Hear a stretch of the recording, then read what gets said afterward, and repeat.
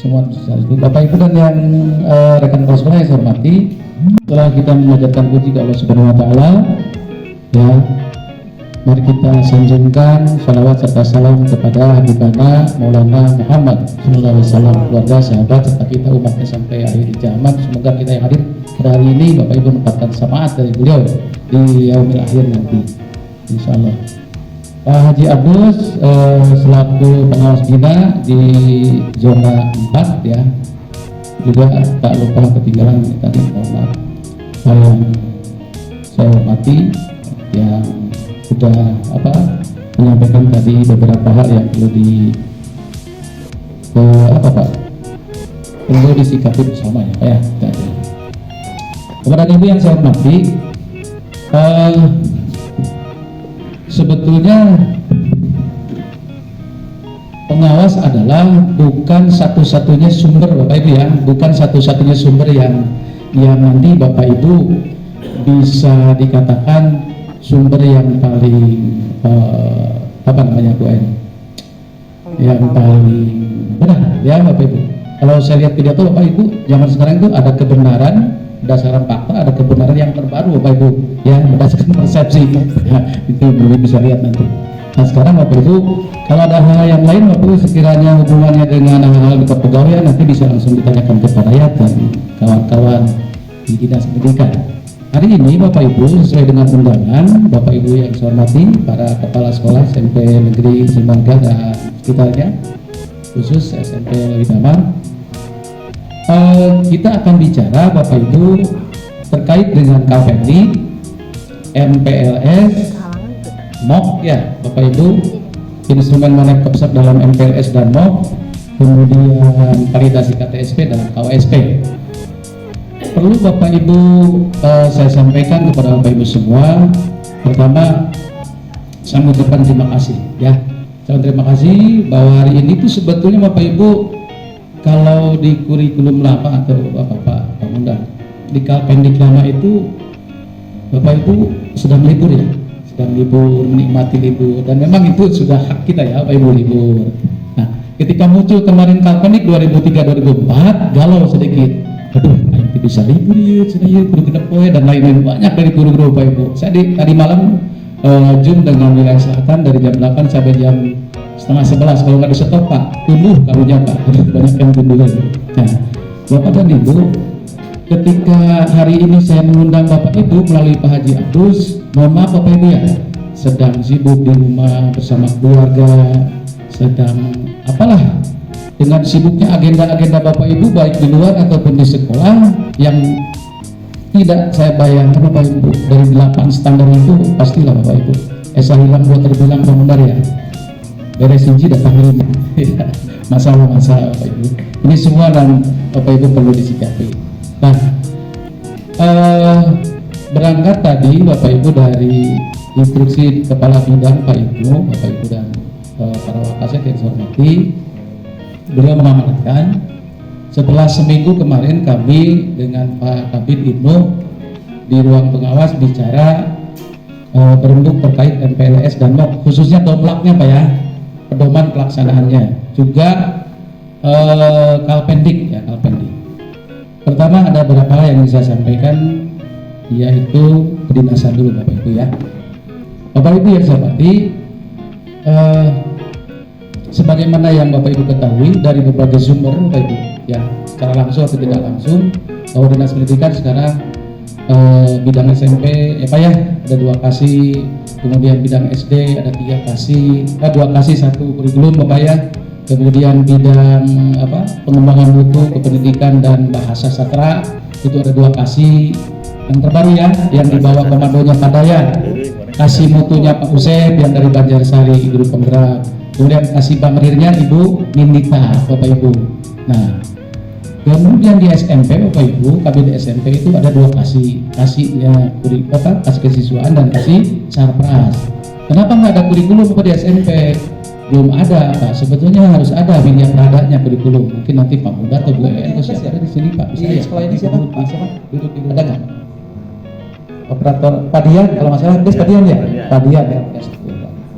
Ya MDes bahasa pandangnya tim yang memberikan layanan bantuan ya, kepada pelanggan, tapi bukan di Mandala pelanggannya, di dinas pendidikan gitu ya, Bu Haji mana ya.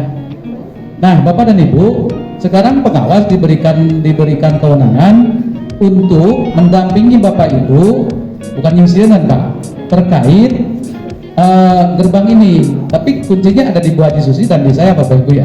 Kalau helpdesk yang lainnya Pak Rian, kemudian siapa Bu Dewi dari SMP, kemudian SD, TK, kurang tahu itu siapa. Nah, lupakan itu Bapak Ibu. Yang terpenting adalah bagaimana kami bisa mengontrol sekolah Bapak Ibu per kecamatan, kemajuannya. Meskipun di status itu sering saya lihat misalnya 5 ya, anak buahnya Pangkos sering bicara masalah PMM ya. Nah Bapak Ibu, cerita saja contoh ya Bapak Ibu, saya buka dashboardnya PMM IKM sekolah. Apakah sekolah Bapak Ibu sudah semua guru ikut PMM-nya? Kalau belum kan tinggal muetan Bu ya, layanan dari pasien Artos gitu ya, Kang Komisaris Pusat misalnya ya. Dashboard IKM Pak, saya lihat nih. Saya lihat detik sekolahnya Pak. Ini hanya membuktikan aja supaya Bapak Ibu nanti bisa mengajak teman-teman guru. Nah, ketahuan deh. Saya ambil misalnya contoh sekolah Lebak Pak ya, ambil Lebak. Kemudian kecamatannya Lewi Damar. Mana Lewi Damar? Lewi Damar. Nah, Lewi Damar. Kemudian tipe jenjangnya SMP ya, jenjangnya SMP. Oke. Nah, Pak, mana tinggal Pak Ketua Sudayo ya, yang pintar pidato, yang suka lama-lama dengan ibunya. Pak nih Pak, saya contohkan SMP 1 Lewi Damar, SMP 1, 2, 3, 4, 5, 6 Lewi Damar, belum ada swastanya Pak ya. Oh ada Bani Nusdi, Pak Haji mana kemana? Cimarga Pak. Oh Cimarga. Pak, SMP 1 Lewi Damar itu jumlah gurunya 28, betul ya? Betul. Wah bagus nih Pak. Ada 19 orang per 26 Juni 2023, ini rilisnya Pak, yang sudah adaptif dengan PMM. PMM adalah gerbang pintu masuknya ke dunia kurikulum Merdeka. Pang ayeuna mah bukan nama Pang gitu ya.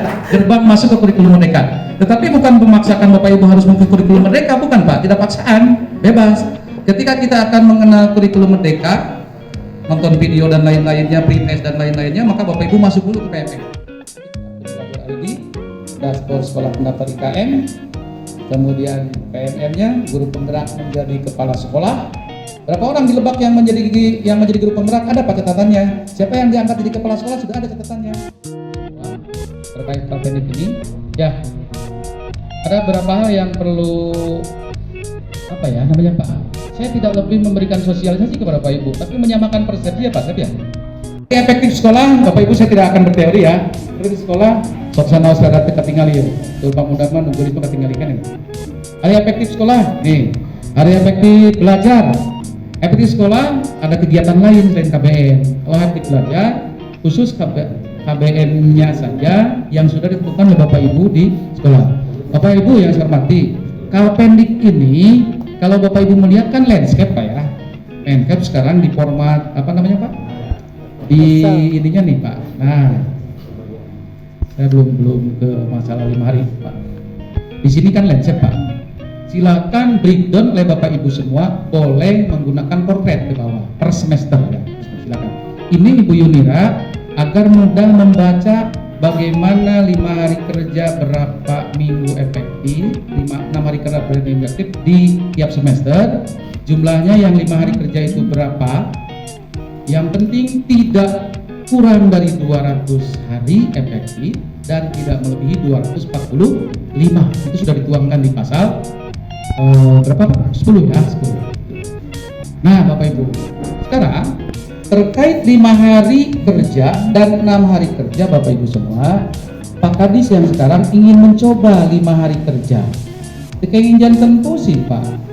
Bapak Ibu, siapa yang bisa menentukan mutlak hari kerjanya Bapak Ibu 5 hari di sekolah?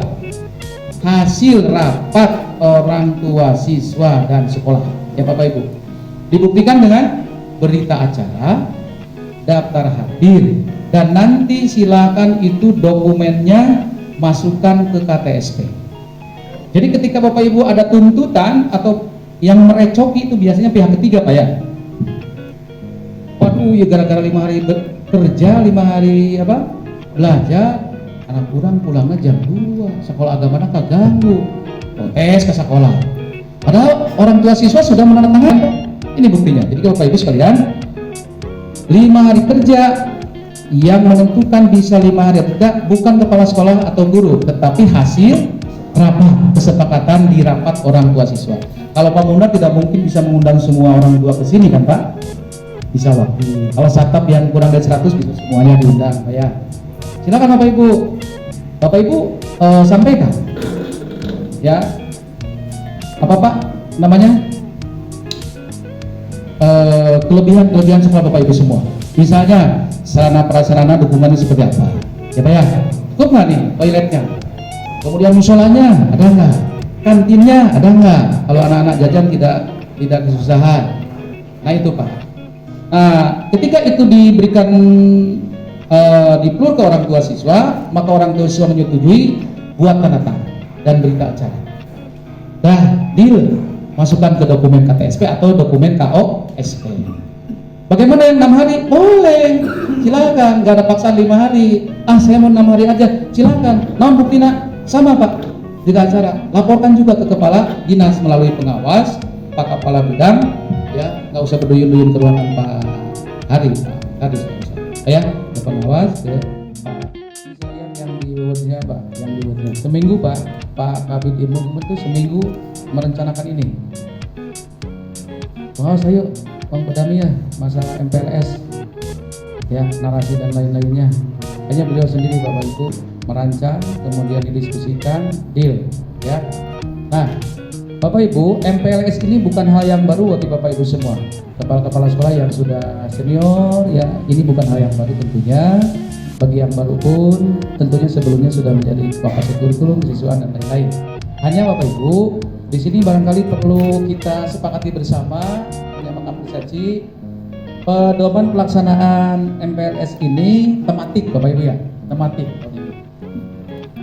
Mengusung konsep tematik bukan Bapak Ibu kaitkan dengan pembelajaran di SD kelas rendah 1, 2, 3 bahwa menggabungkan mata pelajaran kayak 3, 2 atau lebih, tidak. Tematik tahun ini Bapak Ibu mengusung Bapak Ibu peraturan Presiden nomor 72 tahun 2014 ya. Tahun berapa Pak? Di itu 72 tahun 2021 maaf Pak ya, tentang percepatan penurunan stunting Bapak Ibu. Di Kabupaten Lebak Bapak Ibu serius Bapak Wakil Bupati Bapak Ade Sumadi, Pak Ade Sumadi sebagai Ketua Percepatan Penurunan Stunting.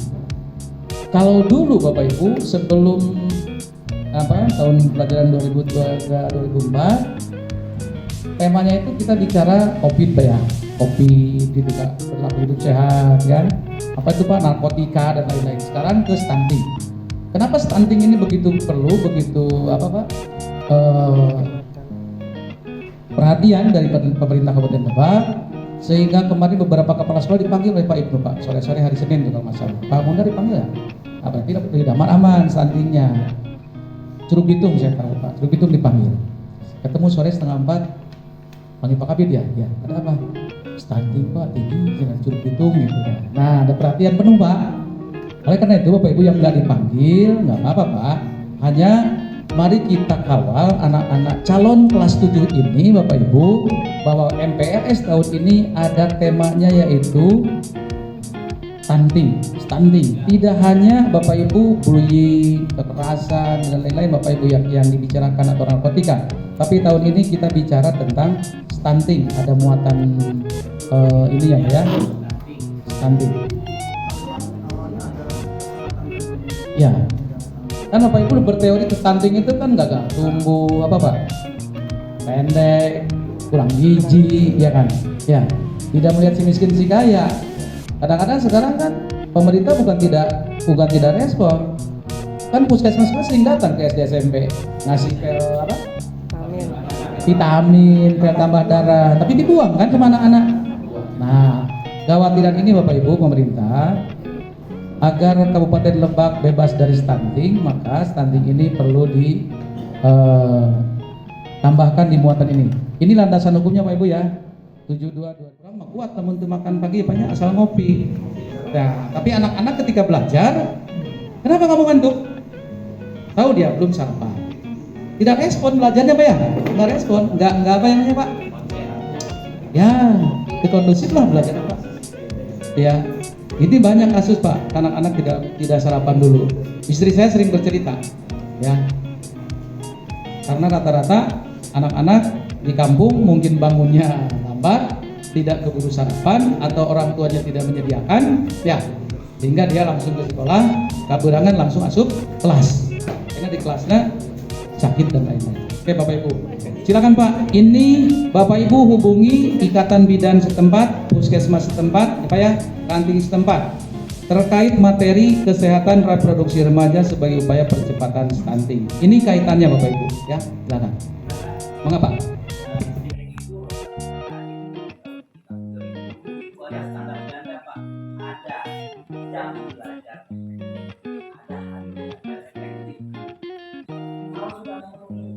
Yang belajar efektif 40 yang per minggu, kenapa harus ada hari belajar efektif lagi? Ya, kita ada Pak, ya, itu dan ada mindset yang berbeda juga. Konsep 5 hari belajar berbeda dengan konsep full day. Kalau 5 hari belajar ya setelah cukup 60 jam pelajaran, 40 jam pelajaran. Jadi kalau kita bagi 5 hari berarti kan 9, 4, 9 kan gitu ya. Jadi sampai jam 2 kalau kita masuk jam 2. Selesai jam 2 ya sudah. Ada ekskul ya. Sudah. Kalau full day kan yang nggak hitung 40 menit. Gitu kan. Pokoknya nama balik jam 5, jam 5, jam 1. Jadi dengan kegiatan-kegiatan seperti itu. Terima kasih. Terima kasih. Ini Pak, bagus sekali nih masukannya. Apa ya, konsep 5 hari belajar ini betul bukan konsep full day, betul Pak Sep ya. Maka nanti jadwalnya itu yang 5 hari seperti apa, yang 6 hari seperti apa. Nah, dalam studi kasus kan begini Pak Sep, maka studi kelayakan yang dilakukan oleh warga sekolah atau oleh kita Pak Ibu ya, oleh sekolah, keunggulan sekolah kita itu apa saja Pak? Ya, kekuatannya ketika akan melaksanakan 5 hari belajar. Nah itu kan perlu diketahui oleh orang tua siswa. Ya, betul menurut Pak Asep. Ketika Pak Asep mengatakan kalau anak-anak hanya cukup untuk sembahyang bersama di satu musola tidak akan cukup, kan bisa di sekolah lain, bisa di tempat-tempat ibadah lain yang di luar itu. Terpenting adalah bagaimana Bapak Ibu mengelolanya kan Pak Asep ya, bagaimana manajemennya sehingga itu tidak menjadi masalah yang ditimbulkan oleh orang-orang yang tidak bertanggung jawab. Nah, memang betul pelaksanaannya tidak sampai pukul 4 seperti di Al-Buduah yang full day atau di Al-Farhan yang full day Pak, ya, Cipanas atau sekolah-sekolah lainnya yang boarding school, ya, boarding school. Nah, itu Pak Asep kembali kepada Pak Kepala ya, dan kembali kepada manajemen kepala sekolah masing-masing. Mau 5 hari silahkan, mau 6 hari silahkan, hanya Pak Kadis melalui Pak Kabid minta untuk ada data ya, bukti fisik sebagai pembanding penguat hukumnya ya, supaya Bapak Ibu ada ketenangan dalam melaksanakannya. Silakan, tidak ada apa ya, tidak ada pemaksaan Pak. Ya, Pak. Halo. Apa ini? Praktek keagamaan Pak Kiai Juju ya. Praktek keagamaan sebagai wujud bertakwa kepada Tuhan Yang Maha Esa. Ini Pak, ini sampaikan nanti dalam MOK Pak, dalam MOK. Perilaku cinta lingkungan, perwujudan peduli sosial, ya, dasar dharma kedua, kasih sayang sesama manusia. Coba ya, Bapak itu sebetulnya sudah apa ya Pak? Oh, kopi ya, kopi. Nah, KOSP Bapak Ibu sesuaikan dengan validasi yang di instrumen ini. Dokumennya Bapak Ibu, ATN boleh Bapak Ibu, amati tiru modifikasi. Minimal item-item yang Ya, itemnya ada. instrumen itu ada dapat. Kalau lebih nggak apa-apa sih Bang. Memuat judul, ya Bu ya Bu Abi, memuat judul kurikulum operasional SMP 2 Cimarga, OSP ya. Bedanya Bapak Ibu kan gitu. Berapa sekolah di Lewi Damar dan Cirinten, Cimarga juga Bojongmanik yang menjadi IKM belajar, yang memilih IKM berubah. Kalau berbagi nggak mungkin Pak ya. Berapa sekolah yang berubah? Yang berubah, Pak. Sekolah mana yang IKM berubah? Cimarga berapa? Cimarga 7. Ibu Haji ya? Seperti apa? Gurunya seperti apa? Tenaganya seperti apa? Budaya dan lain-lainnya tinggal kali Bapak Ibu ya. Nah, sosial ya, tadi saya kirim KWSP Bapak Ibu. Yang saya kirim Pak, romannya. Karena ini romannya yang terbaru Pak, yang terbaru yang Juni 2022. Saya sering ngomong gini Pak, Bapak Ibu. Pastina Waret lah ya, sudah nama gitu, Pastina Waret. Informasi dari berbagai media Bapak Ibu sekarang ya. Ngomong PMM apa, KOSP lah, apa webinar, saya sering cek di sini Pak. Nah, silakan Bapak Ibu terkait dengan apa kebaruan kurikulum Merdeka, Bapak Ibu selalu update ya, selalu update. Bukan berbahagia lah apa ya. Untuk sekolah-sekolah yang masih menggunakan kurikulum 2012, nah, Bapak Ibu jangan mikirin KOSP, bikinnya KTSP. Instrumen nanti saya kirim juga sama, ya. Dibuka, dipelajari, jadi sampai pada satu kesimpulan bahwa semuanya tidak ada yang sulit kalau kita mau